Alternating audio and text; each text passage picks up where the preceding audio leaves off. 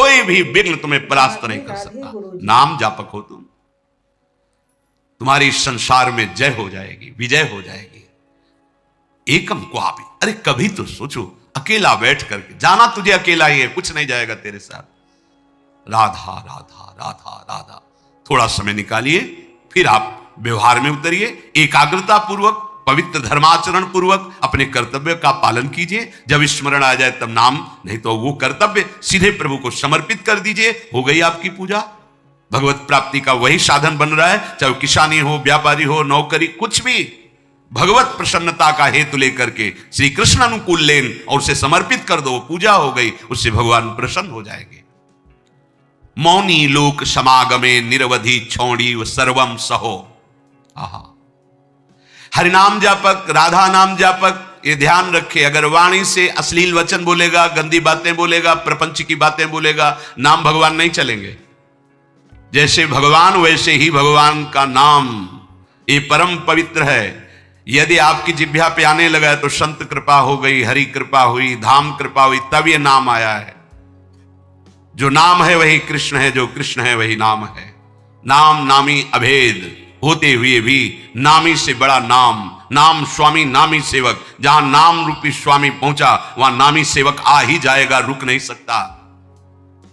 मौनी लोक समागमे, जब ऐसे लोग मिले जो प्रपंची हैं, गंदी बातों में लगाते हैं, तो मौनी लोक समागमे, ऐसे लोक में समागम प्राप्त होने पर मौन हो जाओ, नाम पर ध्यान दो। नहीं, वो नाम छुटाने के लिए माया ने अपने पार्षद भेजे हैं। जिस व्यक्ति, जिस वस्तु, जिस स्थान के संयोग से भगवत विस्मरण हो रहा है, वो कोई भी हो, वो माया का भेजा हुआ पार्षद है हमारे समय को नष्ट करने के लिए। मौनी लोक समागमे निरवधि छौड़ी व सर्वम सहो। अब वो आपको ऐसी भांति देख करके कटुवचन बोलेंगे, उपहास करेंगे, आपकी निंदा करेंगे। आगे कह रहे छौड़ी व सर्वम सहो, चुपचाप सह जाओ, उत्तर मत देना।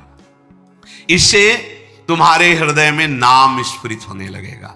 ये नाम क्यों स्फुरित नहीं होता? कहीं ना कहीं हमारे हृदय में अभिमान है, कुसंग का महत्व है, सहनशीलता नहीं है, इसीलिए नाम छूट जाता है। राधा केलि वने तृणादपि कदा नीचो निवत्स्याम में हम, अपने को तृण से भी नीचा समझ करके जो चलता है वही नाम को निरंतर जप सकता, अन्यथा नहीं। महाप्रभु चैतन्य देव ने भी कहा है तृणादपि सुनीचेन, सेवक जी महाराज ने भी कहा है तृणते नीच अपनुपो का है। प्रबोधानंद पाद जी कह रहे तृणादपि कदा नीचो निवत्स्याम्य हम, मैं अपने को तृण से भी नीच समझकर कब निवास करूंगा वृंदावन में। ध्रुवदास जी ने भी कहा है वृंदावन एह विद वसे तज के सब अभिमान, तृणते नीचो आपको जाने सोई जान। वही वृंदावन का महामहिम स्वरूप जान पाएगा जो अपने को तृण से भी नीच समझता है। यदि हम अपने को सबसे नीच समझकर, तो महान बन जाओगे। ये महान बनने का तरीका है। जो अपने को महान समझता है वो कभी महान नहीं हो पाएगा। जो अपने में दैन्यता लाता है वो महान बन जाता है। जैसे जहां ढलान होती, खालीपन होता है, वही जल आकर के चारों तरफ से रुक जाता है। ऐसे ही सद्गुण, प्रेम, दैवी संपदा, ये उसी के हृदय में आके विराजमान होती है जिसका हृदय दैन्य होता है। अमानी ना मान देना, दूसरों को मान देना, स्वयं अमानी रहना, हर बात को सहन कर जाना, तनिक भी विक्षेप ना मानना, निरंतर नाम जप करना, दैन्य भाव रखना, सुमति बढ़ाने के लिए परिस्त्री संग नहीं करना, ऐसे पुरुषों का संग नहीं करना जो हमारे हृदय की निष्ठा को भोगों के लिए प्रेरित कर दें। अगर हम प्रपंच की बातें करेंगे, अश्लील बातें करेंगे तो नाम नहीं चल पाएगा, वाणी अशुद्ध हो जाएगी। एक बार कृपा हुई है, नाम सुनने को मिला है, जपने का भाव बन रहा है, अब सावधान रहोगे तो जप प्रारंभ हो जाएगा, फिर होने लगेगा। असावधान हो जाओगे तो कई जन प्रश्न करते हैं कि पहले तो चलता था, बंद हो गया, असावधान हो गए, कुमति बढ़ गई, मलिनता आ गई, इसलिए नाम भगवान अंतर ध्यान हो गए। अगर आप आदर सहित नाम जपोगे, अपने में दैन्य भाव रखोगे, प्रपंच की वार्ता करने से डरो, कोई वाणी से ऐसी बात न निकले जिससे नाम भगवान नाराज हो जाए और हमारी जिह्वा से अंतर ध्यान हो जाए। बहुत दैन्य भाव रहे तो ऐसे वचन निकलेंगे ही नहीं। ऐसा कोई संग, ऐसा कोई पदार्थ जो हमारे भजन को रोक दे, सावधान रहो। जाके संग कुमति मति उपजय, करत भजन में भंग तजोरे मन हरि विमुखन। वो पदार्थ भी हो सकता है, वो व्यक्ति भी हो सकता है, वो हमारा समागम किसी भी स्थान से भी हो। ऐसे स्थान पे जाना, ऐसे वस्तु से का सेवन करना, व्यक्ति से मिलना जो हमारा भजन छुटा दे, नहीं नहीं। बहुत दुर्लभ बात आ गई है कि हमें राधा नाम में रुचि हो रही है, राधा नाम जपने की प्रेरणा हो रही है, ये नष्ट ना हो जाए, ये बढ़कर ऐसी स्थिति में आ जाए, चलते फिरते उठते बैठते खाते पीते सोते जागते हर समय राधा राधा राधा। तो कह रहे हैं कि त्रिभुवन की राज्य लक्ष्मी, 14 भुवनों का वैभव आपके चरणों में लुटने लगेगा। श्वसन, श्वास प्रश्वास पे ध्यान रखते हुए कोई श्वास प्रश्वास खाली ना जाए। श्वास का खींचना और श्वास का निकालना, इन दोनों में अधिक से अधिक राधा राधा राधा स्मर और हृदय से स्मरण। क्या प्राप्त होगा? तो कह रहे गौर श्यामल मत्तम स्मरताम पदयोर जगंति निपतंती। 14 भुवनों का वैभव तुम्हारे चरणों में लुटने लगेगा। यह लोक भी महासुखदायी और शरीर छूटने के बाद तो महा प्रेम स्वरूप दिव्य वृंदावन में अपने घर पहुंच जाएंगे, प्रिया प्रीतम के समीप। यही हमारे स्वामी हैं, यही हमारे अंशी हैं। परम विश्राम इन्हीं के समीप मिलेगा। मायाकृत शरीर संबंधों के कारण प्रिया प्रीतम पराये लगते हैं, और ये शरीर और शरीर संबंधी भोग और शरीर संबंधी रिश्ते नाते ये अपने सत्य लगते हैं। यही माया का भ्रम है। माया द्वारा प्रकट हुआ यही जाल है जिसको हम सत्य मान करके अपने इस अमूल्य जीवन को भगवद विमुखता में काट देते हैं। अगर वैभव ही चाहिए, इस लोक और परलोक में सदा मंगल और सुख चाहिए, तो श्रीपाद आज्ञा कर रहे वृंदावने प्रजल्पन गच्छन तिष्ठन स्वपन श्वसन वापि स्मर। सदैव बोलते हुए, चलते हुए, बैठते हुए, सोते हुए, श्वास प्रश्वास कार्य करते हुए या विश्राम स्थिति में हर समय राधा राधा राधा राधा। वृंदावने, बिना वृंदावन की कृपा के राधा नाम में प्रीति नहीं हो सकती। ये आगम निगम पुराणों में गुप्त महारस है, राधा नाम सुधा रसम। यदि आपने राधा राधा चलते फिरते उठते बैठते, तो आपको इस लोक परलोक या परब्रह्म परमात्मा तत्व का ज्ञान या भगवत प्रेम या परम धाम में नित्य स्वरूप में स्थित होकर श्री श्यामा श्याम के समीप कुछ भी दुर्लभ नहीं है। हम चाहते हैं अधर्म आचरण करके, छीन झपट करके, हिंसा करके, बलपूर्वक धन, वो तुम्हारा पतन करा देगा। धर्म पूर्वक चलो। क्या चाहिए तुम्हें? परम धन राधा नाम तुम्हारे पास है, जो चाहो ले लो। देखो, विदेश का डॉलर हो तो अपने यहां ज्यादा पैसे में शायद 1 और 80 का लगभग अंतर है, ऐसा है। और राधा नाम परम धन, पूरे त्रिभुवन की राज्य लक्ष्मी एक राधा नाम, बराबरी नहीं। समझो आप, अगर अमेरिका का आपको डॉलर मिले तो $1 यहां का 80 रुपया हो गया ना। और निकुंज का अगर परम धन मिले राधा नाम, तो मायाकृत त्रिभुवन की राज्य लक्ष्मी एक तरफ और राधा नाम जय को एक तरफ प्राप्त होगा। ये बात बैठ जाए आपके, ये दिमाग में नहीं बैठती। दिमाग में रहता है तो कहने सुनने की बातें हैं, और फिर आप जब नजर करके देखें तो जो भगवत तत्व में स्थित महापुरुष हैं, कौन सा वैभव उनके चरणों में नहीं लुटता? आप उसे जादूगरी समझते हो क्या? तमाशा समझते हो? नाटक समझते हो क्या? नहीं, ये राधा नाम का चमत्कार है। संपूर्ण विश्व तुम्हें प्यार करने लगेगा।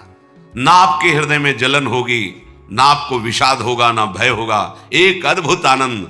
और जब शरीर छूटेगा तो दिव्य पालकी में सहचरियों के साथ प्रियाजू के यहां स्वागत होगा। आओ, अनादिकाल से भटके हुए हमारे हो, आओ अब अनंत काल तक महासुख भोगो, जहां दुख की निशानी ही नहीं है। परमानंद ब्रह्मानंद जिसे कहा गया, वो ठाकुर जान लुभायमान है। ऐसा है नवनिवृत्त निकुंज, जहां हमारी लाडली जू को दुलार लाल जो सहित समस्त सहचरियां करती रहती है। बस अपना अभ्यास बनाना है। उठते बैठते चलते फिरते खाते पीते सोते जागते राधा राधा। कितना सहज सरल अमृतमय और महामहिम स्वयं हरि जपते हैं, स्वयं हरि जपते हैं। देखो ना अपनी स्थिति को। श्रीपाद हमारे मनों को पढ़ करके कह रहे, पतित मनाथम मूढ़म दीनम दुश्चेष्टितै करतम माम अत्यंत कुमति मत्युच्छृंखलमति सोच्य सोच्यम माम श्री वृंदावन में स्वाद्भुत कृपयात्मसात कुरुताम। हे भाई, देखो कितनी पतित वृत्ति है, कितना गंदा सोचती है। देखो तुम अनाथ हो, तुम्हारा कोई सहयोग देने वाला नहीं। अगर कोई हाथ मिला रहा है तो कोई स्वार्थ है, इसलिए यहां निस्वार्थ केवल भगवत प्रेमी महात्मा या श्री भगवान, स्वार्थ रहित जग जुग उपकारी तुम, तुम्हार सेवक असुरारी। प्रभु श्री हरि या हरि प्रेम में मत वाला संत, इसके सिवा कोई भी तुमसे अगर बात भी करेगा तो कोई स्वार्थ होगा। बिना स्वार्थ के तुम अनाथ हो, तुमसे कोई प्यार करने वाला नहीं। दीनानाथ अनाथों के नाथ, नाथ अनाथन हित समर्थ मोहन श्री राधा। सी प्यारी जू प्यारे जू, ये अपने जैसे अनाथों को ऐसी सामर्थ्य प्रदान कर देते हैं कि फिर किसी के सहयोग की, मित्रता की हमारे अंदर आवश्यकता ही नहीं रहती, चाह ही नहीं रहती। अत्यंत कुमति मत्युच्छृंखल मति, हमारी मति कुमति में बदल गई है।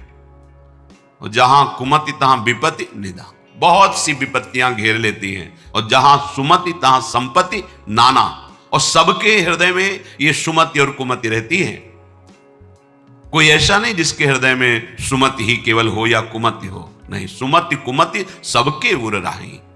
यदि कुसंग मिल गया तो कुमति बढ़ गई, कुमति बढ़ गई तो फिर अधर्माचरण बढ़ जाता है। और अधर्मी को धर्मशास्त्र और संतों की बातें जलन पहुंचाती हैं, अच्छी नहीं लगती, इसलिए वो निंदा करने लगते हैं। इसलिए कहते हैं सब पाखंड है, सब नाटक है, ऐसा बोलने लगते हैं, क्योंकि उनकी मति कुमति है।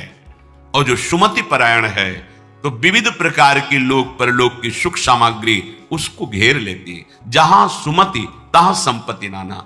सबसे बड़ी सुमति की पहचान भगवदाश्रय, भगवान नाम जप। उठते बैठते चलते फिरते खाते, कितना सहज सरल है। थोड़ी सावधानी की आवश्यकता है। कुछ दिन अभ्यास कर लीजिए, फिर राधा नाम आपको पकड़ लेगा। आप खुद देखेंगे कि आपने ध्यान नहीं किया पर वो चल रहा है, राधा नाम चल रहा है। आप कुछ समय तक इसे पकड़ाइए मन को, ये बहुत बलवान है। ये एक बार जो पकड़ लेता है वो सहज में नहीं छोड़ पाता है। जैसे विषयों को पकड़ लिया तो नहीं छोड़ पा रहा, ऐसे नाम को पकड़ा दोगे तो इसका स्वभाव, इसकी पकड़ बड़ी मजबूत है।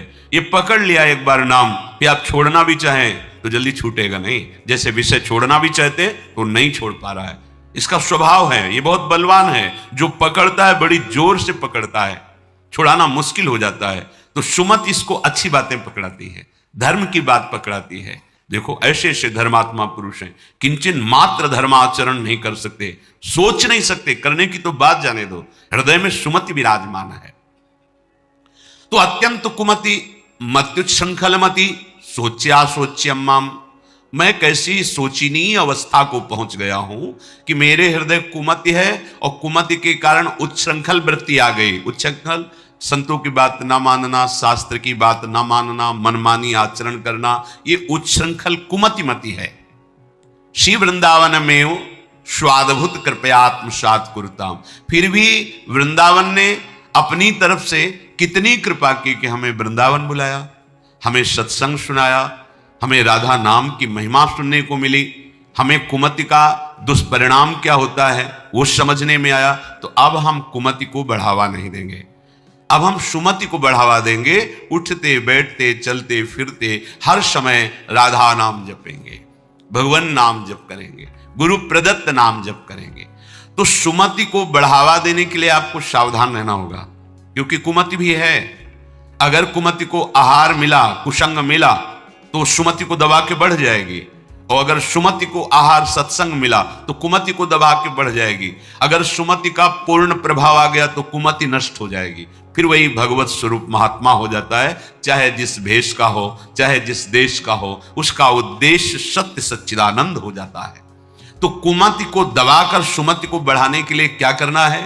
बोले प्राणांते पिन संगतिम विचरयन स्त्रीणाम न तत्संगिना मेकम क्वापि निसद्य सत्व तरुतले शास्त्रम प्रियाख्यम जपन मौनी लोक समागमे निरवधि क्षौणीव सर्वं सहो राधा केलिवने तृणादपि कदा नीचो निवत्स्याम्यहम् प्राणान्ते भी न संगतिम विचरयन स्त्रीणाम न तत्संगिनाम। प्राण भले चले जाएं, पर अब हम अगर गृहस्थ में हैं तो पराई स्त्री का काम भाव से न तो दर्शन करेंगे, न संभाषण करेंगे, न स्पर्श करेंगे। अगर आपको सुमति बढ़ानी है, संपत्ति बढ़ानी है, सुख में निमग्न होना है, दुख से बचना है, तो प्रार्थना मान लीजिए ये खिलवाड़ नहीं है, पर स्त्री गमन सीधे दुर्गति है। जो कानून है वो कानून है, ये भगवत कानून है, वैदिक सिद्धांत है। और हमारा मन जब तक सिद्धांत से नहीं चलेगा तब तक भले कोई बाहर दंड दे ना दे, हमारा हृदय हमको दंड देगा, जलाएगा। ऐसी परिस्थिति पैदा होगी कि आप जलते रहोगे बिना किसी कारण के। प्रार्थना है ये मन के बहकावे में और ऐसे लोगों का संग जो कि अरे मनोरंजन है, मनोरंजन नहीं, तुम्हारा सर्वनाश है। क्या कमी थी रावण में? महान देववंदित पुलस्त जी का अंश है, पुलस्त जी के अंश से प्रकट हुआ। विश्रवा जी, पुलस्त जी ही ने अपना दूसरा रूप धारण किया। वैसे भी पुत्र को आत्मा ही कहते हैं। ऐसे पावन वंश में परम पवित्र ब्रह्म ऋषि है पुलस्त जी, और तपस्या में अद्वितीय है रावण। साक्षात ब्रह्मा जी प्रकट होकर जो तुम्हारी इच्छा हो वरदान मांगो। उत्तम कुल में प्रकट हुआ, ब्राह्मणत्व जहां छाया हुआ है, ऐसे ऐसे पिता से, जहां तपस्या का धनी है और बुद्धिमान समस्त वेदों का पारंगत है। साधारण नहीं है, असाधारण है। शिव आराधना अपने प्राणों की भी आहुति देने के लिए तैयार है। इष्ट देव भगवान शंकर के लिए कई बार अपने शीश उतार कर चढ़ाए, कई बार अपने भुजाओं में झूला झुलाया कैलाशपति भगवान शिव को। मैं कैलाश सहित बलशाली चलत दशानन डोलत अवनी, जहां पृथ्वी में चरण रखता तो झुक जाती धरती। जिस लोक में जाके भुजा ठोक देता लोकपाल भयभीत हो जाते। क्या वैभव में कमी थी उसके? सोने की लंका थी। पर स्त्री गमन का स्वभाव, एक भयानक दोष, पर स्त्री गमन का स्वभाव उसका सर्वनाश कर दिया, सर्वनाश कर दिया। इसी स्वभाव ने, और उसमें जो भी आप ढूंढो सब कुछ मिलेगा उसमें। बहुत ही प्रवीण, बहुत ही बलशाली, प्रताप, सब कुछ अंदर था। एकमात्र दोष, आग लग गई पूरे वैभव में, पूरी उसकी पवित्रता में। और बंदर पैरों से खोपड़ी ऐसे जैसे फुटबॉल ऐसे मारते थे। मंदोदरी रो के कह रही थी, राम विमुख असहाल तुम्हारा। भगवत विमुख होने के कारण ये दोष तुम छोड़ नहीं पाए। हम तुम्हें बार बार पैर पड़ के समझाती रही, और आज तुम्हारी ये दशा है कि तुम्हारे कुल में कोई रोने वाला नहीं। शब्द याद कर लो। ये पर स्त्री गमन, ये बहुत बड़ा अपराध है, जिसे आज लोक व्यवहार में एक मनोरंजन माना जाता है। चाहे वो पर स्त्री गमन हो या पर पुरुष गमन हो। सावधान हो जाओ, तुम्हारे पुण्य क्षीण हो जाएंगे। सावधान हो जाओ, तुम्हारी आयु नष्ट हो जाएगी और तुम्हारी बुद्धि भ्रष्ट हो जाएगी, और तुम अंदर से ऐसे अपराध करोगे कि भयभीत बने रहोगे। देख लेना, ये परिणाम लिख लो। जिनको समझ में आता है अरे तो सब क्या है, तो आगे देख लेना क्या है। अगर कुमति को दबाकर सुमति को बढ़ाना है तो नियम ले लो, चाहे प्राण निकल जाए, पर पराई जिसका हम पाणी ग्रहण किए उसके सिवा किसी और स्त्री के साथ काम संबंध नहीं। अगर ये नियम निर्वाह कर ले गए तो बहुत कुछ जीत जाओगे, क्योंकि सबसे बड़ा शत्रु यही काम है। ये बड़े बड़े ज्ञानियों का भी वैरी है, फिर साधारण पुरुषों की तो बात जाने दो। पर नियम में बड़ी सामर्थ्य है। अगर ऐसा नियम ले लिया जाए तो निर्वाह हो सकता है। नाम जब कर रहे हैं आप में सामर्थ्य आ जाएगी। प्राणांतेपि, प्राण त्याग सकता हूं, पर नासंगतिम, पर मैं किसी स्त्री का, पराई स्त्री का ऐसा संयोग नहीं कर सकता। विचर्यन स्त्रीणाम न, जो स्त्री आपसे गलत चेष्टा की भावना प्रस्तुत करे बिल्कुल दूर हो जाओ। वो भगवान की माया से मोहित होकर आपको भ्रष्ट करना चाहती है। या जो पुरुष आपको ऐसा, तो आप कभी ये ना सोच ले कि बहुत सुंदर है हमें सुख मिलेगा। नहीं, आपके सुकृत नष्ट हो जाएंगे। ये घटना देखी हुई कहते हैं। नया ब्याह हुआ था, बड़ी सुंदर जोड़ी, बहुत अष्ट पुष्ट, बड़े जमींदार ब्राह्मण थे। बस मन को यदि हम प्रभु में नहीं लगाएंगे तो ये भोगों में संतुष्ट होगा ही नहीं, क्योंकि वहां कुछ है नहीं। हर क्रिया के बाद नवीन आशा, नवीन आशा, नवीन, फिर नवीन पुरुषों की आशा या नवीन स्त्रियों की आशा। इसका स्वभाव ऐसा है, ये नवम नवम भोगना चाहता है, क्योंकि सुख है नहीं। वहां एक उन्होंने नौकर रख लिया, और वो भी पूर्व का, उनके यहां का, जो लड़की पक्ष का था, वहां से मंगा के। शायद उसने शर्त रखी होगी कि वहां से रख लो, अब जैसा भी हो। अब वो वहां रहने लगा। अब उससे एक पुत्री प्रकट हुई, ना मां की आकृति ना पिता की आकृति। तो पिता को लगा कि, तो उसने पूछा कि आप नाराज मत हो ना, पर मुझे लगता है कि क्या आपका आचरण गलत है क्या? नहीं, ऐसा कुछ नहीं। पर वो प्रवीणता अपनी बुद्धि से समझ गई कि हमें लगता है ये हमें इस बात में दंड देंगे, जान। चाय में जहर मिला करके उसको दे दिया पति को। अब वो पधार गया तो उनके जो पिता थे, वो पक्का प्रमाण हो गया किसी ने दिया है। उसने अपनी सारी संपत्ति आवेश में, क्रोधावेश में, एक क्षत्रिय बलवान जो परिवार था उसके नाम कर दी। ऐसी दुष्टा को बिल्कुल हम अपने, चाहे भीख मांग के खा लें, अपनी जमींदारी नहीं देंगे। इधर ये हुआ, उधर वो पकड़ गई पुलिस से, बात उसने स्वीकार की, उसको जेल हुआ। बच्चे भीख मांगने लायक, जो छोटे छोटे बच्चे, पूरा परिवार नष्ट। पति जहर से नष्ट हुआ, वो जेल में, बच्चे ऐसे, पूरी जमींदारी दूसरे के, सर्वनाश। कभी कहीं किसी का मंगल नहीं हो सकता। अगर आपको अभी मौज मस्ती लग रही हो ना, ये तो सुनने को आ रहा है, हमारा तो कुछ नहीं, पुण्य चल रहा है, पुण्य छीण होने दो, जल्दी पुण्य छीण होने दो, फिर तुम देखना जब तुम्हारा हिसाब आएगा तब तुम्हें समझ में आएगा कि शास्त्र में जो लिखा है वो सत्य लिखा है। सब अनुभव करके देख लो। शास्त्र विरुद्ध आचरण तुम्हें भयभीत रखेगा। जिसके सामने नहीं झुकना चाहिए उसके सामने झुकना पड़ेगा, तुम्हें क्या क्या देखना पड़ेगा। इसलिए विश्वास कर लीजिए, भले प्राण चले जाएं, प्राणांतेपि न संगतिम विचरयन। कैसी कैसी नीच बुद्धि आ जाती है, पूरे परिवार का नाश हो गया। कितना मंगलमय जीवन चल सकता है, कितने प्यार से दोनों रह सकते हैं, कितना भजन करके पूरे परिवार का उद्धार किया जा सकता है। अतिथि सेवा, साधु सेवा, गुरुजनों की, माता पिता की सेवा, धर्माचरण, और फिर भागवतिक प्रसन्नता के लिए संतानोत्पत्ति आदि। बड़ा मंगलमय गृहस्थ धर्म है। गृहस्थ धर्म का मतलब है एक परकोटी के अंदर रह करके शत्रुओं पर विजय प्राप्त करना, और विरक्त का मतलब खुले मैदान में ललकार करके शत्रुओं को परास्त करना।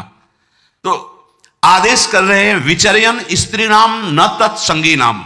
जो पुरुष आपके पास बैठकर गंदी बातें सुनाता हो, गंदे दृश्य दिखाता हो, गंदी चेष्टाओं का परिचय कराता हो, ऐसे पुरुष का त्याग और ऐसी स्त्री का त्याग जिसके संग से आपका अपना धर्म नष्ट हो जाए, बिल्कुल नहीं। सावधान। अगर भूल हो गई है तो आज से सावधान हो जाओ। अब लो नशानी, अब ना नशई हो। प्रार्थना मान लो, ना इस लोक में सुख मिलेगा ना परलोक। तपस्या से, जप से, योग से, यज्ञ से, पाठ से, पूजा से श्री कृष्ण उतना प्रसन्न नहीं होते जितना अनन्यता से होते हैं। ये सब ध्यान रखो। अनन्यता, जो मीरा जी कह रहे, मेरे तो गिरधर गोपाल दूसरो न कोई, जाके सिर मोर मुकुट मेरो पति सोई। ये अनन्यता, अनन्यता से प्रभु बहुत प्रसन्न होते हैं। इसीलिए ध्रुवदास जी ने प्रियाजू की अनन्यता के लिए कहा है कि यद्यपि भक्त अनन्य जो विषय इंद्रियन बस होए, कर्मठ कोटि जितेंद्रियन तेषम लहै न कोय। जो प्रियाजू का अनन्य हो गया, यद्यपि वो जितेंद्री नहीं है, पर वो करोड़ों जितेंद्रिय, करोड़ों कर्मकांडी से भी बढ़कर है, क्योंकि उसने प्रियाजू की अनन्यता ले ली, हमारे माई श्यामाजू को राज अंदर से।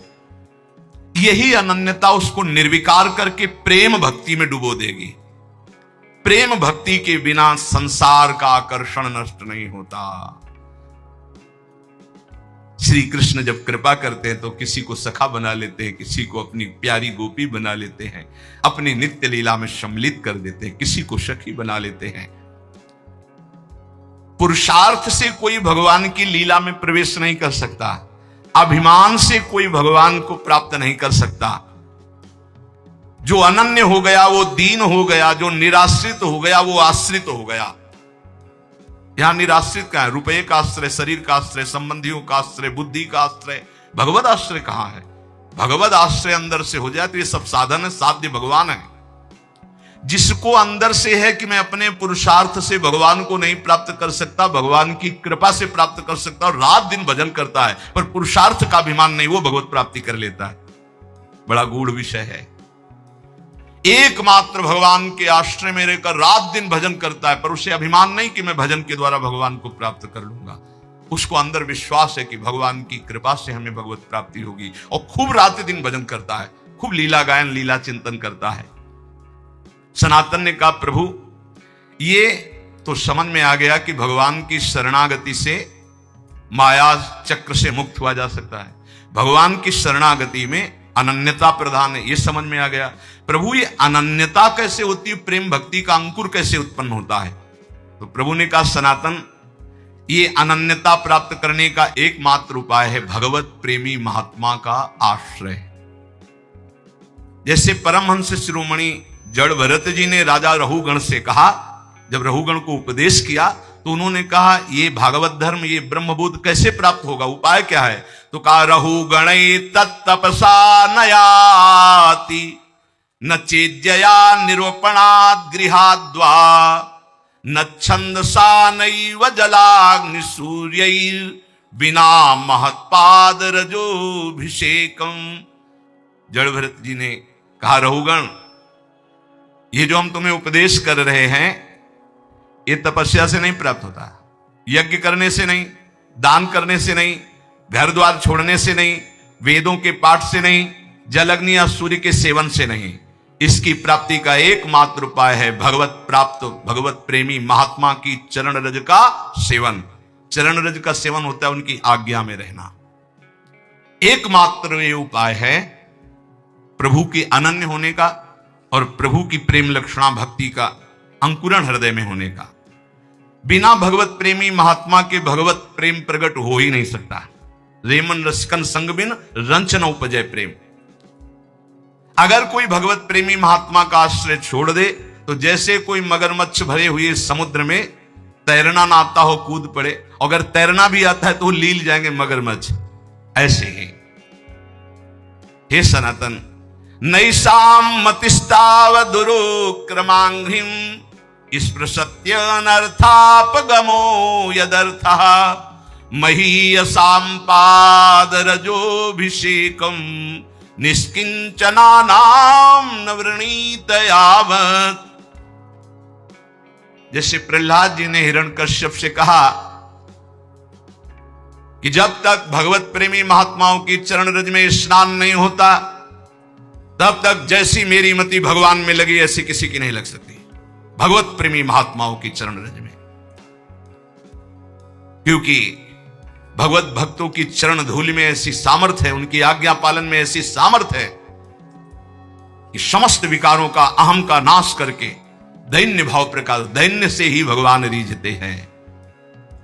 जब तक तत्वदर्शी भगवत प्रेमी महात्माओं का संग नहीं, उनकी सेवा नहीं, उनका आज्ञा पालन नहीं, उनकी चरण रज नहीं, तब तक उसके हृदय में भगवत प्रेम या भगवत अनन्यता आ ही नहीं सकती।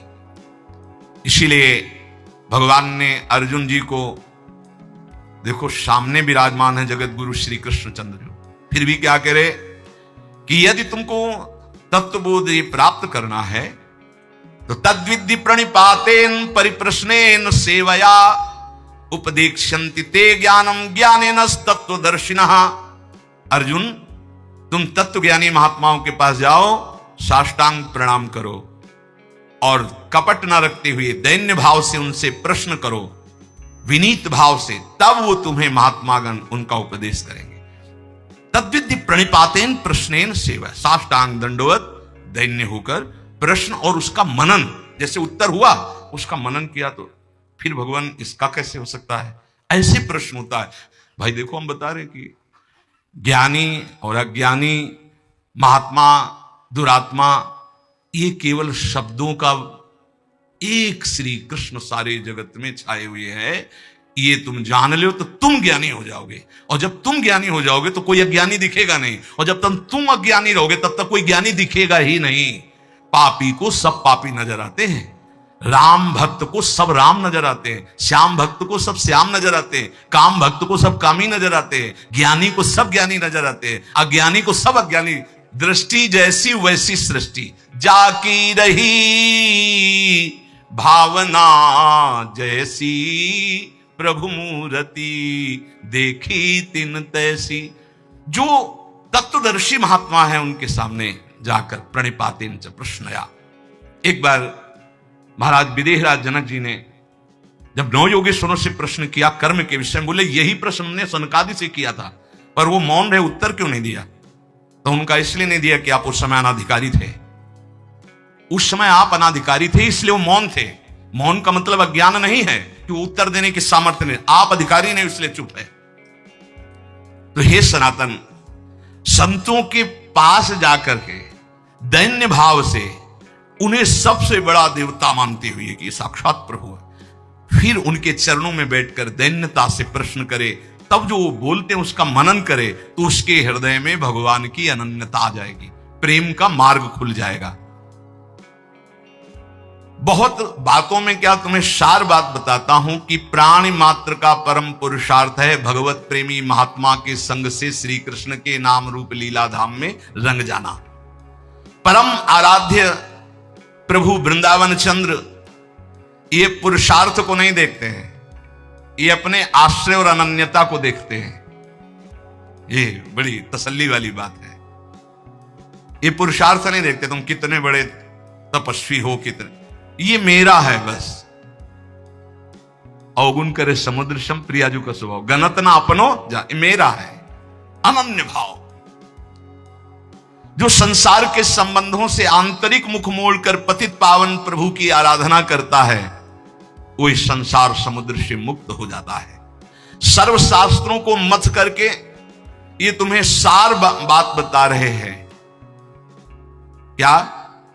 आराध्यो भगवान ब्रजेस्तनयस्तद्धाम वृंदावनम रम्या काचिद उपासना ब्रजवधूर वर्गेण या कल्पिता। श्रीमद् भागवतम प्रमाणम अमलम प्रेमा पुमार्थो महान श्री चैतन्य महाप्रभुर मतमिदम तत्राग्रहो ना परा। महाप्रभु चैतन्य देव कहते हैं समस्त शास्त्रों का, समस्त संतों का सार मत हम तुम्हें बता रहे हैं। वृंदावन का आश्रय, वृंदावन बिहारी का आश्रय, निरंतर उनका नाम जब ये भगवत प्रेमी महात्माओं के संग से होता है। महात्माओं का संग और भगवत आराधना ये निश्चित भगवत प्राप्ति करा देती है। सनातन जी ने महाप्रभु के चरणों में मस्तक रखा। महाप्रभु ने हाथ फिराते हुए कहा, कुछ समय तक हमारे पास रहो और इसके बाद जहां भक्ति मूर्तिमान होकर नृत्य करती वृंदावन चले जाओ और आजीवन वहां वास करो। भिक्षावृत्ति से ब्रजवासियों की टूक पाओ और वृंदावन। तो 2 महीने महाप्रभु के पास काशी में रहे। इसके बाद वृंदावन आकर के जो ब्रज में अद्भुत भजन किया रूप जी ने, सनातन जी ने, तो प्रसिद्ध है भक्तमाल में पावन चरित्र उनका। पूज्य श्री रघुनाथ दास जी गोस्वामी जी, ये उनकी बाल्यावस्था थी। कितना स्वच्छ हृदय होता है भगवत प्रेमी महात्मा का, बाल्यावस्था में भी। ये बाल्यावस्था में ही नाम प्रेमी थे। बाल्यावस्था बहुत बड़े घराने के थे श्री पूज्य रघुनाथ दास गोस्वामी जी। काम क्रोध लोभ तो इनको छू ही नहीं गया था। वैसे पहले देखा हमने गांव में कि 15-16 वर्ष तक तो बच्चे एकदम निर्विकार निर्मल। ये मोबाइल भगवान जब से पधारे हैं सबके कर कमल में, तब से बड़ी बुरी दशा होती चली जा रही नवीन बच्चों की। वो जो मनावे सो देखते हैं, जो देखते हैं वही मनन करते हैं, वही आचरण में उतारते हैं। इसीलिए बहुत बुरी तरह जो हमारे जीवन की उन्नति की नींव है वो नष्ट होती चली जा रही नए बच्चों में। 12, 13, 14 वर्ष की अवस्था के बच्चों को सांसारिकता का संपूर्ण ज्ञान, ये है आज के बौद्धिक स्तर की भूमिका। जबकि उनको पढ़ाई में, उनको संयम में, उनको सदाचार में ढलना चाहिए तो उल्टी रीति में ढल रहे हैं। इसीलिए बहुत संकट में हमारी आगे पीढ़ी है। अगर संभली नहीं ना तो बहुत संकटपूर्ण। नए 18, 20 वर्ष के बच्चे ड्रग्स का इंजेक्शन लगा रहे हैं। सोचो उनकी क्या जीवन रह गया, अब उसके बिना जी नहीं सकते। और ना वो माता पिता से बताते हैं, ना कोई और वो इतनी बुरी स्थिति को प्राप्त हुआ, उनको चाहिए, उसके लिए वो कुछ भी करने को तैयार है। पहले उनको दोस्तों ने फ्री चखाया, फिर धीरे धीरे धीरे वो व्यसनी बन गए। फिर आज समाज में बहुत ये व्यसन, व्यभिचार, छल कपट मानो एक तांडव कर रहा है, और उसे सुख माना जाता है, उसे उन्नति मानी जाती है, पर निर्मलता उन्नति है, निष्कामता उन्नति है, ये लोग नहीं समझ पा रहे। श्री रघुनाथ दास गोस्वामी जी का हृदय बचपन से ही बहुत ही शांत स्वभाव का। उनके घर में भी ठाकुर जी विराजमान थे, जिससे पूजा गृह होते, तो बचपन में ही ठाकुर जी के सामने बैठ जाते और मानो भगवान से बात करते, परम पावन प्रभु से बात करते, प्रभु के चरण स्पर्श करते दुच्छरे में, और उनका नाम कीर्तन करते। ये होता है पूर्व का कोई ऐसा भजन होता है जो बचपन में अपना रंग दिखाता है, जो भगवान कहते हैं जैसे मेरा भक्त है नामे भक्ता प्रणश्यति, एक जन्म में भगवत प्राप्ति वाली बात नहीं बन पाई तो फिर अगला जन्म महाभागवत का देते हैं, वो ऐसा जन्म देते हैं बचपन से भगवान का भजन, भगवान का मार्ग का अनुसरण, ये महाभागवत है श्री पूज्य रघुनाथ दास गोस्वामी जी। अभी तक इनके हृदय में किसी भी बात का आकर्षण नहीं था। जिसके हृदय में किसी बात का आकर्षण नहीं होता, उनको आकर्षण करने के लिए माया नहीं, भगवान के प्रेमी महात्मा जन पधारते हैं। ऐसा ही होता है। इनके पिता हिरण्य मजूमदार और उनके भाई गोवर्धन मजूमदार ये राजा महाराजा की तरह थे, ऐसा वैभव इनका था। बड़े जमींदार थे और बहुत ही बादशाह की तरफ से इनको सुविधाएं मिली हुई थी, स्वयं राजा महाराजा की तरह थे। अगर गंगा जी भी आचमन करने जाना है रघुनाथ दास गोस्वामी जी को, तो 4 बेतधारी और पालकी पे बैठकर, बालक हैं 4 बेतधारी इधर उधर चल रहे, पालकी से उतरे, गंगा जी का आचमन किया, पालकी में बैठे, घर आए। ऐसा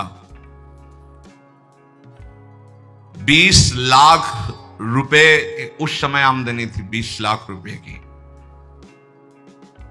12 लाख रुपए बादशाह देता था क्योंकि मजूमदार थे। लाखों रुपए की जिसकी आमदनी उस समय, उसके क्या ठाट बाट होंगे। आज के करोड़ रुपए और उस समय के 20 लाख रुपए शायद, या और करोड़ से भी ऊपर हो सकते। इतने धनी होने पर उनके दोनों जो पिता थे, मतलब पिता और पिता के भाई, बड़े ही धर्मात्मा प्रकृति के थे। महाप्रभु चैतन्य देव जी तो जान रहे ना कि मेरा एक निज पार्षद कहां पल रहा है। कभी कभी ठाकुर हरिदास जी जब उधर से जाते थे तो उनके यहां जाते थे, वो भक्तों का सम्मान करते थे। हरिदास जी की नाम निष्ठा देखकर रघुनाथ दास जी के नाम में प्रीति हुई थी, तो बचपन से ही कृष्ण कृष्ण कृष्ण। महात्मा रघुनाथ दास जी बाल्यावस्था में इतने तेजस्वी थे कि जो देखता वो लुभायमान हो जाता। लावण्य ऐसा, आकर्षण ऐसा, नाम जप का ऐसा, गंभीर स्वभाव, बहुत कम बोलना, ठीक किसी को उत्तर न देना, क्योंकि नाम जब छूट जाएगा अगर ठीक से ज्यादा बातचीत करेंगे, कम बात करना। बहुत अच्छे कृपा पात्र जन होते हैं जो ज्यादा बातचीत नहीं करते। राधे राधे, कहां जा रहे हो, क्या है, क्यों न राधे राधे भी बोलना, अंदर बोलना है राधे राधे, चुपचाप निकलो, ये संसार है। राधे राधे बोल रहे हैं, हम अंदर से बोल रहे हैं, तुम बोलो 2 बार, हम हर श्वास बोल रहे हैं राधे राधे, आगे बढ़ो। अगर कोई बड़ा पूज्य आता तो साष्टांग दंडवत करके चुपचाप एक तरफ बैठ जाते। बड़ी नम्रता, मानो स्वर्ण हो और उसमें भी सुगंध हो, ऐसे थे रघुनाथ दास जी। कोई ऐसा नहीं था जो इनको देखकर मोहित ना हो जाए, गले से लगाना ना चाहे बालक। अब तो कुलगुरु बलराम आचार्य को संस्कृत पढ़ाने के लिए रघुनाथ दास जी अपनी जो ग्रंथ पोथी उनको लेकर आचार्य के घर जाते और पोथी रख देते। हरे कृष्ण, नाम में इतनी प्रीति, पढ़ने में रुचि नहीं होती कि इन सब का सार है नाम, बस नाम ही। ये देखो बड़े महापुरुषों को होता है, आप अनुकरण ऐसा ना करना कि पढ़ाई के समय तो नाम ही हम जपेंगे और इस समय और अन्य समय उद्दंडता। ये हर समय भगवदानंद में डूबे वाले अवतारी महापुरुष हैं। सरल स्वभाव कोमल प्रकृति पर रघुनाथ दास जी के हृदय में हरिदास जी का बहुत बड़ा प्रभाव पड़ा। नाम प्रेमी जो ठाकुर हरिदास जी, जिनकी पीछे चर्चा सुनी, इसीलिए वो किसी समय भी नाम नहीं छोड़ते थे। बाल्यावस्था में कभी कभी वो गुरुदेव के पढ़ाने पर भी खड़े हो जाते और नाम कीर्तन करने लगते, भावावेश आ जाता। वो देखते रघुनाथ दास जी की नाम प्रियता, मन ही मन सोचते कि ये तो कोई अवतारी पुरुष है जो इतना नाम जापक है। जब उनकी अवस्था थोड़ी बड़ी हुई तो वैभव तो खूब था ही, पर उनका मन किसी भी वैभव भोग में नहीं लगता। उनका हृदय ये लगता कि भागो भागो यहां से। ये ऐसा ही होता है, ये पूर्व का होता है, ये विचारों का नहीं होता है कि उसके विचार आए फिर वैराग्य ले लिया, ऐसा नहीं होता। ये पूर्व की धरोहर होती भजन की, वो भगाते हैं। ऐसा होता है, भागो भगवान की तरफ भागो, भगवान को प्राप्त करो। रघुनाथ दास जी के हृदय में जिधर देखते हो सब काटने को दौड़ता वैभव। भागो, कहां भाग के जाएं, भागो, बस वो अंदर होता है, भागो, असरण शरण की शरण में भागो। मन ऐसा व्याकुल हुआ कि स्वच्छंद नाम जप करूं, भिक्षा मांग के पाऊं, भागूं, ऐसा अंदर से आया। ये सोने के चांदी के ठीकरों में जीना अब मुझे अच्छा नहीं लगता। प्राणों की बाजी लगाकर अब इस बार मुझे इस जेल से मुक्त होना है, ये जो धन वैभव की जेल है। उनका मन तड़पने लगा कि थोड़ा तो किसी महात्मा का संग मिल जाए, मेरा बल पक्का हो जाए। परिवार वालों ने जो ही इनका व्यवहार देखा कि ना खान पान में रुचि, ना भोग विलासता की वस्तुओं में रुचि, ढेर सारी उनकी भोग सामग्रियों की, वहां तो खूब वैभव था ही, कोई चीज वो स्वीकार नहीं करते। क्या खाओगे, क्या पियोगे, क्या देखोगे, क्या चाहिए तुम्हें। ऐसी दशा में दोनों भाई चिंतित हो गए, पिता और ताऊ भी। वो हर समय गंभीर, बस कृष्ण नाम, कुछ नहीं हो। उस समय महाप्रभु संन्यास लेकर शांतिपुर में अद्वैताचार्य के घर आए हुए थे। रघुनाथ दास गोस्वामी जी ने चर्चा सुनी घर में, महाप्रभु चैतन्य देव आए हुए हैं अद्वैताचार्य जी के घर, 4-5 दिन रुकेंगे। ये भागे घर से, मुझे दर्शन करना है, महाप्रभु के दर्शन करने। व्यवस्था की गई, बोले नहीं, पालकी में नहीं, पैदल भाग करके गए। महाप्रभु के सामने गए, बालक ही थे, लौट गए। महाप्रभु ने कहा, और रघु आओ। रघुनाथ दास नाम था तो रघु के आओ, दुलार से। और कहा, बहुत समय से बिछुड़े थे, आज मिले हो। मतलब भगवत पार्षद है ये तो। संसार में चिरकाल से भटका हुआ जीव जब अपने स्वामी की शरण में पहुंचता है तो कैसा सुख मिलता है, ऐसा से रघुनाथ दास जी को सुख मिल रहा है। महाप्रभु ने गले लगाया रघुनाथ दास जी को। रघुनाथ दास जी ने कहा, प्रभु मुझे कुछ अच्छा नहीं लगता, पता नहीं क्या हो गया, ऐसा लगता है भागूं। उनका नहीं, बिल्कुल नहीं, घर में जाके रहो और घर में भजन करो। ये मरकट वैराग्य अच्छा नहीं होता। 4 दिन के लिए बैरागी बने, फिर लौट करके घर की बात याद आवे, घर की सुविधा याद आवे, ऐसा नहीं। वैरागी को घर से कोई भी वस्तु का प्रयोग नहीं करना चाहिए, ये सिद्धांत है वैराग्य का। ये सिद्धांत है, वो भगवत आश्रित ही जीना चाहिए। धाम है इसलिए थोड़ा सा गुरुजन छूट दे देते हैं, चलो वास करो किसी तरह के शिव, पर वो एकमात्र वैरागी का आश्रय भगवत प्रदत्त जीवन होना चाहिए। भगवत प्रदत्त, वैरागी का मतलब ही होता है भगवत प्रदत्त जीवन। महाप्रभु ने कहा, नहीं, ये मरकट वैराग्य अच्छा नहीं होता कि 4 दिन के लिए वैरागी बने, फिर घर का याद आवे, घर की वस्तु का सेवन, ऐसा है। महाप्रभु ने कहा, ये मरकट वैराग्य ठीक नहीं रहता, तुम जाके घर में रहो। रोते हुए वापस चले आए। जब महाप्रभु ने स्वीकार नहीं किया, पिता को बड़ी चिंता हुई।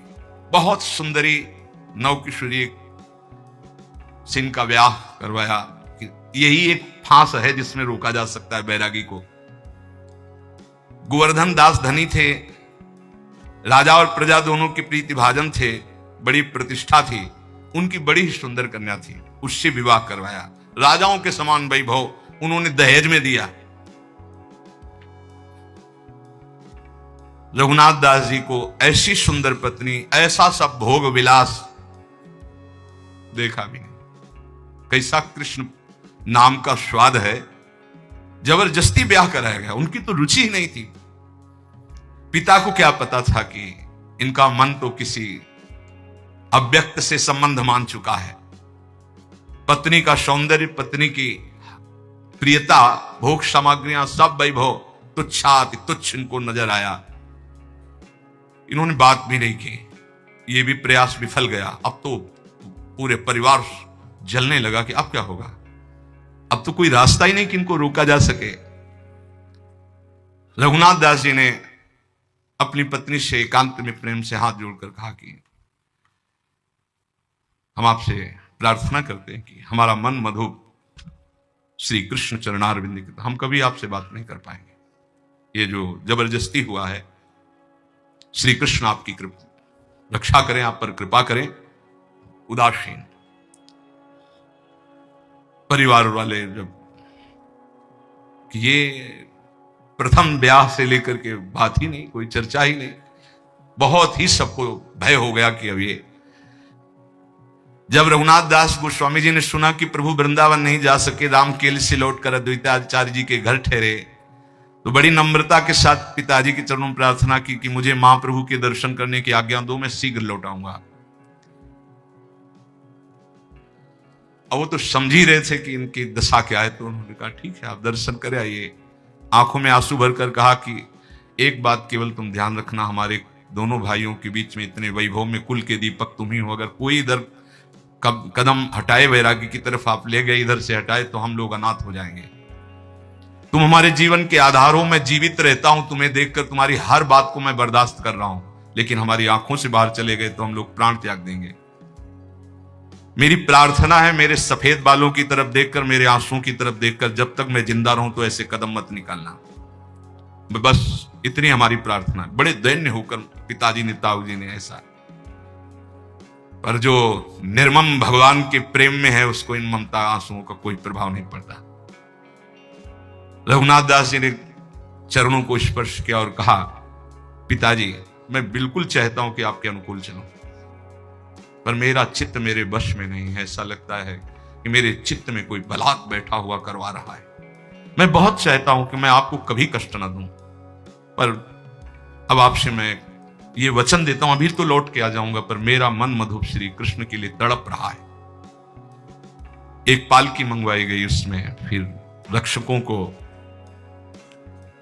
राजकुमार की भांति उनको सजाकर सब भेंट की सामग्री महाप्रभु के लिए, जो ही घर से बाहर गली में ऐसे कूद पड़े, सब छोड़ दिया, नंगे पैर भागे वहां से। कौन प्रपंच पालकी, सब धूप में नंगे पैर, सुकोमल शरीर, और महाप्रभु के चरणों में जाके दूर से साष्टांग प्रणाम किया। महाप्रभु ने कहा आ गया रघु, फिर छाती से लगाया और कर कमल से इनके घुंघराले बाल ऐसे सहलाते हुए हृदय से लगाया। तुम धूप में अकेले क्यों आए, तुम्हारे साथ रक्षक नहीं आए, पैदल क्यों आए नंगे पैर? कहा प्रभु नौकर जन भी थे साथ में, उस रक्षक पालकी भी थी, पर प्रभु मुझे अच्छा नहीं लगा, मैं ऐसे, क्षमा कीजिए। महाप्रभु मुस्कुरा दिए। रघुनाथ दास जी ने आंसुओं से भिगोते हुए महाप्रभु के काशाय वस्त्र में से कहा प्रभु अब दूरी सही नहीं जाती, अब आप अपने से दूर मत कीजिए मुझे। महाप्रभु ने कहा देखो कोई कार्य जल्दीबाजी में न करे, तुम पर श्री कृष्ण की असीम कृपा है, पर जब तक तब तक इंतजार करो, वो समय आएगा, तुम इंतजार। रघुनाथ दास जी ने कहा प्रभु कारावास भी किसी को अच्छा लग सकता है, ये पिता का वैभव, ये पिता का सब सुख सामग्री, मुझे कारागार लगता है, मुझे छुड़ा लो इस कारागार से। महाप्रभु ने कहा क्या तुम्हें परेशान? बोले प्रभु हर समय हमारे ऊपर अंगरक्षक पहरा दे रहे हैं कि अगर मैं एक कदम भी चलूंगा तो पहरेदार साथ होंगे। प्रभु मुझे गृह बंधन से मुक्त कर दो, मैं बहुत। महाप्रभु ने कहा चिंता मत करो, तुम तो मुक्त पुरुष हो, तुम्हें कौन बांध सकता है। रघुनाथ पर घर तुम्हारे लिए बंधन नहीं हो सकता। देखो जब घर में ममता करे तो वो बांध सकता है, तुम तो श्री कृष्ण की ममता वाले हो। तुम आसक्ति छोड़कर घर में रहते हुए तुम्हारा ब्याह हो गया है स्त्री से, पिता से, वैसे प्रेम में व्यवहार करो। महापुरुष जन देखते हैं हृदय की स्थिति। रघुनाथ दास जी ने कहा, प्रभु मुझे इन खिलौनों में बहकाओगे अब भी? क्या प्रभु आप देख नहीं रहे हो कैसी आग लग रही है मुझे इन खिलौनों से? प्रभु मैं समझ रहा हूं अनाधिकारी हूं, इसीलिए आप इन खिलौनों की बात कर रहे हो। प्रभु अब नहीं, अब तो श्री कृष्ण चाहिए। हाँ प्रभु, जो आपका कृपा कोर नहीं पाया उसी को खिलौने अच्छे लगते हैं। नहीं प्रभु, आप जो उपदेश कर रहे हो उनके लिए ठीक है, जो धर्म पूर्वक गृहस्थ का पालन करते हुए भगवत प्राप्ति की बात सोचे। प्रभु मैं तो सिर्फ आपका बच्चा हूं, आपके चरणों के समीप रहना चाहता हूं। मुझे ना स्त्री में आसक्ति है, ना घर में आसक्ति है, ना भोग में। प्रभु मुझे काटने को दौड़ता है सब कुछ, मुझे मुक्त करा दो। प्रभु ने कहा, जो तुम कुछ कह रहे हो सब ठीक है, फिर तो मैं कह रहा हूं कि मरकट बैरागी ठीक नहीं। वो कभी फिसल नहीं सकते जिन्होंने कष्ट को गले लगाकर आगे बढ़ा है, और जिन्होंने संपत्ति को देख करके कि अमुक आश्रम के गुरुदेव संपत्तिवान, उनके शिष्य बनेंगे, हम उनके अधिकारी बन जाएंगे, जब विपत्ति आएगी कष्ट आएंगे तो फेल हो जाएंगे। कभी भी संपत्ति को देखकर शिष्य नहीं बनना चाहिए, वैभव को देखकर शिष्य नहीं बनना चाहिए, सदैव भगवान को देख करके आगे बढ़ना चाहिए। जो ये क्षणिक बैरागी होते हैं, इन पर जब कसौटी कसती है माया तो ये लोग भाग पड़ते हैं, फिर इनको घर ही में देखा जाता है। महाप्रभु कह रहे, रघुनाथ दास जी ने कहा, प्रभु कसौटी तो बैरागियों की होती, हम तो आपके बच्चा है प्रभु। ये बहुत बचने का बहुत सुंदर उपाय है। प्रभु क्या आपकी कृपा रूपी अमृत का पान करने वाले को कभी क्या विषय भी सता सकता है नाथ? क्या आपके चरणों का आश्रय लेने वाले को कभी राग फंसा सकता है? प्रभु ने धीरे से कहा, ठीक बात है, तुम्हारी ठीक बात है, पर अभी मेरी आज्ञा है, तुम जाओ, अभी घर जाओ। मैं यहां से लौटकर पुरी जाऊंगा, फिर समय आएगा तुम पुरी में मुझे मिल जाओगे। ये नहीं कहा कि आप आना, समय आएगा तो तुम पुरी में मुझे मिल जाओगे। रघुनाथ दास जी को लगा कि महाप्रभु का आदेश हो गया है। अभी महाप्रभु पुरी तक पहुंचे, 7 दिन 7 रात्रि महाप्रभु के पास ही रहे। अद्वैताचार्य जी के घर महाप्रभु का उच्छिष्ट पाते, चरणों के नीचे शयन करते। वहीं श्रीमन माधवेंद्रपुरी की पुण्यतिथि समीप ही थी। अद्वैताचार्य की प्रार्थना करने पर शांतिपुर में महाप्रभु और टिके। कई दिन तक आनंद मिलता रहा रघुनाथ दास गोस्वामी को महाप्रभु की उच्छिष्टामृत का। महाप्रभु फिर वहां से जब चले तो रघुनाथ दास गोस्वामी जी रोते हुए घर आए। मजूमदार जी ने समझ लिया कि अब ये हमारे हाथ से गए, अब ये हमारे वश में नहीं। कड़ा पहरा लगा दिया कि अब तो प्यार की जरूरत नहीं, अब शासन की जरूरत है। 1 मिनट के लिए भी 10 छड़ीदार साथ, शयन, लघुशंका, शौच, कहीं भी बाहर, स्कूल जाना बंद, विद्यालय संस्कृत के जाना बंद, पालकी में बैठाल करके आचार्य को घर बुलाते, पैसा था यहीं पढ़ो, पूरी व्यवस्था। रघुनाथ दास जी जब इतने बंधन में कुछ दिन रह रहे थे तो किसी वैष्णव के मुख से सुना कि महाप्रभु वृंदावन से होकर जगन्नाथपुरी में आ गए हैं। बस उनके हृदय में छा गया। महाप्रभु ने कहा था, जब मैं पुरी आ जाऊं तो पुरी में समय आएगा तब तुम मिलोगे, भागो यहां से भागो, ऐसा उनके हृदय में आया था।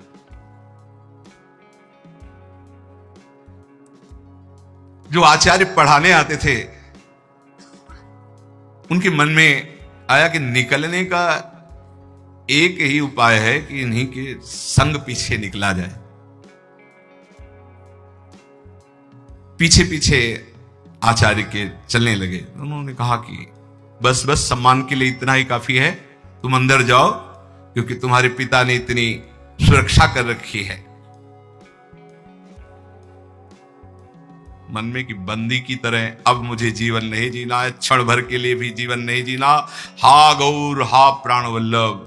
अंदर से एकदम फिर अपने को संभाला और कहा, गुरुदेव अंदर तो सब व्यवस्था है, पीछे सब खड़े हैं, थोड़ी देर खुली हवा में आपके साथ चल सकते हैं? आपकी आज्ञा जहां होगी थोड़ी देर के बाद में। हृदय में आग जल रही कि बस केवल घर से बाहर निकल कर गली में पहुंचे, इनको उधर जाना होगा, मैं जगन्नाथपुरी के लिए भागूं। भला है विचार करो, जिन महापुरुषों के पास इतना वैभव था, सुंदर पत्नी, सब व्यवस्था, कैसा भगवत भजन का आकर्षण होता है। इसे वैराग्य कहते हैं। वैराग्य इसे कहते हैं। वैरागी के तीन ही गिरने की खाइयां हैं, कंचन, कामिनी, कीर्ति। तीनों बात इनकी घर में ही थी, उनको ठुकरा करके ये भगवान के लिए, ऐसे महापुरुष कितना वैराग्य में जीवन व्यतीत किए भगवान के प्रति। रघुनाथ जी जैसे कोई बावरा हो गया हो, पीछे पीछे उनके चले। उन्होंने कहा जाओ वापस, अब तो जाओ ना। हाँ गुरुजी, पहले आप आगे निकल करके अपने गली में जाइए, हम तो आपके चरणों के दर्शन खड़े खड़े कर रहे हैं। उनको लगा ये भी ठीक बात है, वो गए। जे ही ऐसे गए, आसपास देखा, अच्छा अंगरक्षकों ने इसलिए कि गुरुजी के पास 4 कदम जाएंगे, भाग पड़े रघुनाथ दास जी, हा गौर, हा प्राणनाथ, जगन्नाथपुरी के लिए। जिसको भगवान में अनुराग हो जाता है, उसको कोई संकट, कोई विपत्ति, नई अवस्था, नंगे पैर, ना कुछ खाना, ना पीना, ना कोई साथी, और जगन्नाथपुरी नजदीक थोड़ी है। कई दिन रात भागते ही रहे, क्योंकि पता था कि राज कर्मचारी पकड़ लेंगे। देखो, जिस सुख के लिए बैरागी फिसल सकता है, उन सुखों को कैसे छोड़कर भगवान के मार्ग का अनुरागी भागता है। कहीं मेरे पिता की का राज कर्मचारी मुझे पुनः पकड़कर घर ना ले जाए, इसलिए रात दिन भाग रहे जंगल के रास्ते से। जैसे परशुराम जी की बेटी करमेती बाई, जब वो वृंदावन के लिए भागी, जब देखा कि गवन के लेने वाले आ गए, तो उनका ये जीवन तो श्री कृष्ण को है, दूसरा कैसे इसे स्पर्श कर सकता है। रात में भागी, स्त्री शरीर, सोचो मतलब कितना प्रबल बल होता है भगवान का। अब सुबह हुआ, मां ने देखा कि अरे रिश्तेदार तो बैठे हैं जो बेटी को लेने आए हैं, और बेटी ही गायब हो गई। परशुराम जी से कहा, उन्होंने तुरंत राजा को सूचना की। राजा उनके शिष्य थे, राज कर्मचारी घोड़ों पे भागे, चारों तरफ सूचना दी कि वृंदावन के मार्ग में होगी, क्योंकि वृंदावन वृंदावन पुकार रही, तो जरूर वृंदावन भाग के जाएगी। इधर घोड़े दौड़ाए गए। श्री कृष्ण अनुरागिनी करमेती बाई ने भी सोचा कि सबको पता मैं वृंदावन जाऊंगी। थोड़ी दूर में देखा, टॉप से, जो घोड़ों के टॉप से धूल उड़ती, उन्होंने समझ गए राजकर्म। वहां एक ऊंट मरा हुआ पड़ा था। सोचो ऊंट की कितनी बड़ी दुर्गंध, सड़ा हुआ, उसमें के पेट में जो ऐसे पशुओं, हिंसक पशुओं ने खाया था, खोखला बन गया था ढांचा, उसके अंदर घुस गई। 3 दिन 3 रात तक उसके अंदर, कितनी सड़न में, उनको कोई सड़न नहीं लग रही। कृष्ण कृष्ण कृष्ण कृष्ण, सब रास्ते खुजवा। जब उनको लगा कि अब कोई नहीं, तब बाहर निकली और वृंदावन के लिए आई। ये कैसा भगवान के अनुराग का मार्ग, जहां संसार के भोगों के लिए लोग पागल घूम रहे हैं, ये श्री कृष्ण बावरे जन बमन की तरह उनको त्याग दिया।